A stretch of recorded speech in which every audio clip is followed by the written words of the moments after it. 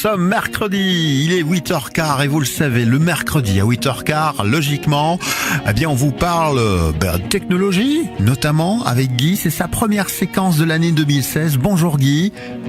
Bonjour Ben. On est très content de te retrouver sur Buzz Radio. Tu as été en voyage, tu as été un petit peu malade, puis très très occupé. Et cette fois-ci, c'est la bonne. On te retrouve enfin pour une nouvelle édition de Breakfast 3.0, ta séquence multimédia, web, technologie. Et on parle justement technologie aujourd'hui avec les voitures autonomes. C'est bien ça ? Tout à fait, Ben. Voilà. Mais écoute, les voitures autonomes, c'est un secteur on en parle de plus en plus, qui est un sujet qui est de plus en plus abordé. Longtemps du domaine du rêve, les véhicules autonomes, ils sont plus très loin d'être là. C'est une réalité qui arrive et qui sera là demain. Vous avez certainement déjà entendu parler des Google Cars, car les voitures, les constructeurs ont tous maintenant leur modèle et leur prototype qui est prêt à conquérir le monde en espérant être les premiers à rafler le fameux juteux bénéfice qui vont en découler. Alors, les voitures autonomes, en fait, elles ont ceci d'extraordinaire, c'est pas un secret, c'est qu'elles ne reposent plus sur un conducteur, un être humain, mais sur un ensemble de technologies indépendantes de l'humain et surtout de ses faiblesses. Les machines, elles ne boivent pas, les machines, elles ne sont jamais fatiguées, et logiquement, elles ne dérogent pas aux règles. De plus, les ordinateurs font rarement d'erreurs avec le code de la route, ce qui n'est pas mon cas. Oui, bon. Cependant... Voilà, déjà, et puis je pense que c'est comme tout ordinateur, il fait ce qu'on lui dit de faire. Donc s'il est mal programmé... On en parlera. Et il y a même des choses plus importantes que la mauvaise programmation. Alors, cependant, le fonctionnement de ces voitures est d'une complexité, et tu viens un petit peu de le faire, extrêmement complexe et nécessite des investissements colossaux pour mettre au point et que ce soit parfait. On estime évidemment que dans les 20 prochaines années, les voitures autonomes seront accessibles à l'ensemble de la population et surtout à des prix acceptables. Les premières, à mon avis, elles seront assez chères.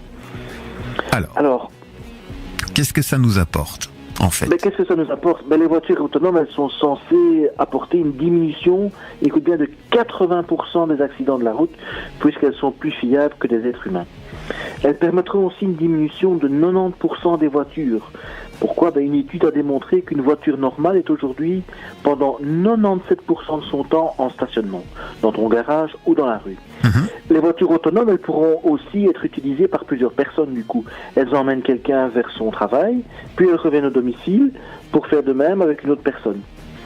Ça va donc libérer aussi énormément de places de parking. Elles vont aussi réduire le temps de déplacement. En effet, en améliorant la fluidité du trafic, évidemment. En effet, les voitures autonomes, elles vont optimiser le flux et anticipent plus rapidement, ce qui entraîne un gain de temps. De plus, l'automatisation permettra à 4 fois plus de véhicules de circuler. Alors les conducteurs, qu'est-ce qu'ils vont faire pendant ce temps-là? Ils pourront utiliser leur temps, passer dans la voiture à autre chose que de conduire. La voiture étant autonome, le conducteur il pourra par exemple travailler pendant le temps de transport, mais aussi lire, regarder un film et même téléphoner ou envoyer des tweets. À Buzz Radio par exemple, avec le hashtag BuzzRB. Bien sûr. Et comme ça, on pourra voir ce que les gens nous racontent. Mais le passage à la voiture autonome pourrait supprimer, voire bouleverser plusieurs métiers, comme par exemple les garagistes, les assureurs, les métiers de l'auto-école, les conducteurs de bus, de taxi, etc.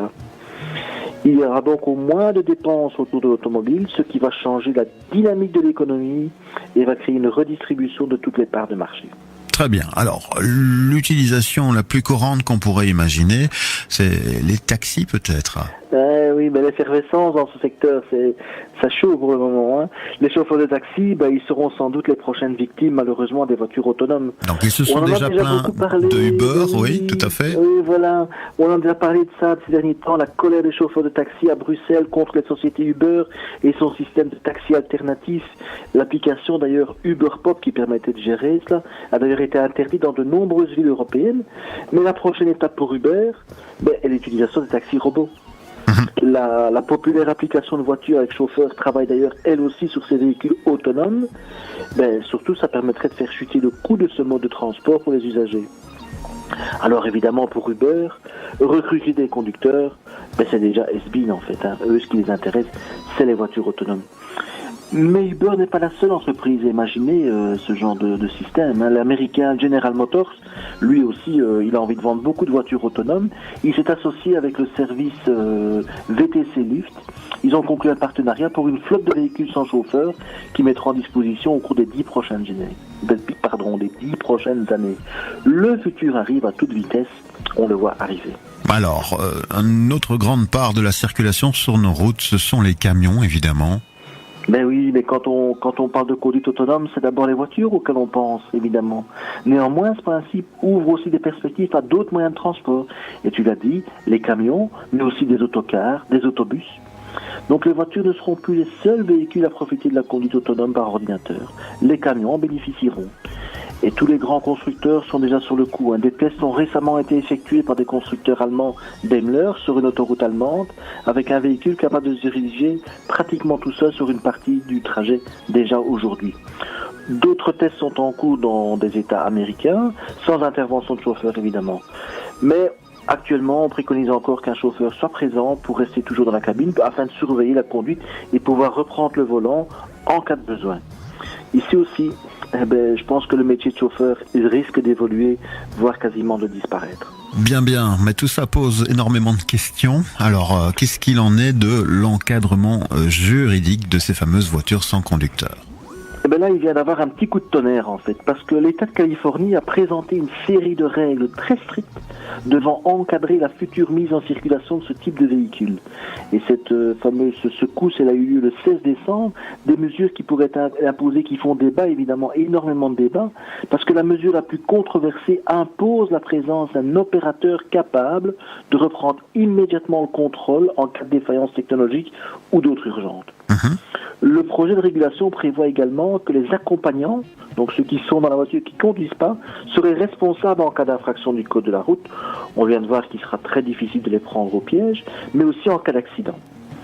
Alors, ce qui est étonnant là-dedans, c'est que la Californie était pourtant un des rares États américains à avoir déjà autorisé la circulation des voitures sans conducteur sur son réseau. Depuis l'an passé, 11 constructeurs avaient déjà obtenu ce fameux permis d'utiliser des voitures autonomes sur leur sol.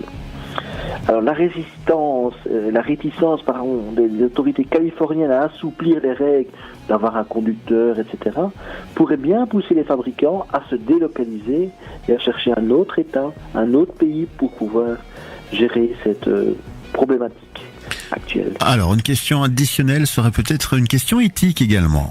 Mais oui, mais tu as mis le doigt déjà tout à l'heure dessus. La question est un peu provocante, je l'avoue.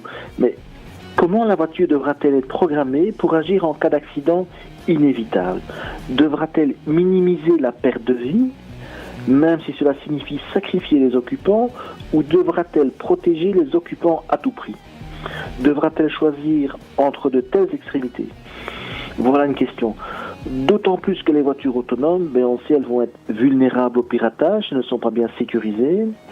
Et donc là, on sait que les pirates informatiques, ils pourront faire ce qu'ils veulent de la voiture, prendre le contrôle de celle-ci et en faire évidemment ce qu'ils désirent. Alors, le débat sur le sujet, il ne fait que commencer. Et moi, je vous propose, si vous avez des réactions, d'utiliser encore une fois le hashtag BuzzRB pour commenter cette chronique et continuer le débat avec nous.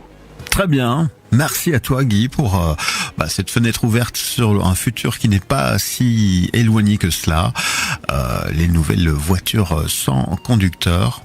Mais bon, voilà, on verra. Moi, je n'ai pas le budget pour m'acheter ce type de véhicule, quoi qu'il arrive. Je vais à pied. Ta prochaine voiture, ce sera peut-être une voiture autonome. Bah oui, qui sait. Merci à toi en tout cas. On te retrouve la semaine prochaine en pleine forme. Avec grand plaisir. La suite évidemment, c'est la musique sur Buzz Radio. On se retrouve dans quelques instants. Buzz Radio.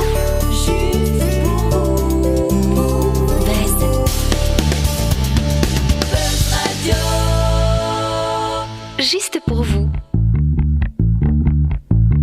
Baby, you know that I love you. I know that you love me too. Yeah, I know you do.